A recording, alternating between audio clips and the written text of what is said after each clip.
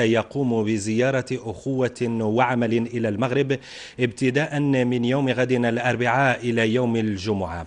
الرئيس التونسي منصف المرزوقي خص القناة الثانية هذا الصباح في العاصمة تونس، خصها بحوار خاص باللغة العربية وعن سؤال حول المواضيع التي سيبحثها مع جلالة الملك أجاب: إلى ماذا ستتطرقون مع جلالة الملك في زيارتكم للمغرب؟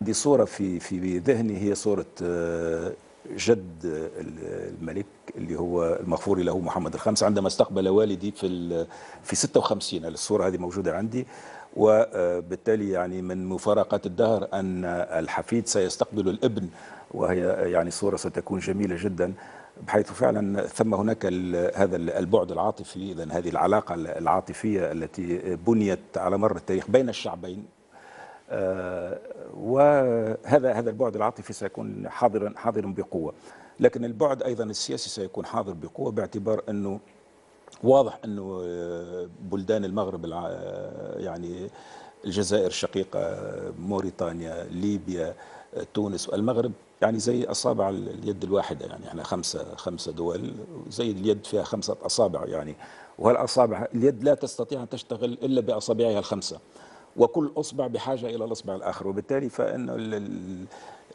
يعني الشيء اللي كان غير طبيعي هو أن تغلق الحدود، وأن تصير المشاكل بين الشعبين الشقيقين، سواء الشعب الجزائري أو الشعب المغربي، أو أن يقع التباعد بين الشعب التونسي والشعب الليبي كما وقع بين الدكتاتورية. يعني كل هذه المرحلة الغير طبيعية في تاريخ شعوبنا يجب أن تنتهي، وأن نبدأ حقيقة في بناء الاتحاد المغاربي. وأنا عندي كامل الثقة في أن جلالة الملك يعني سيكون من الدافعين القويين لهذا الاتحاد. الحوار الكامل مع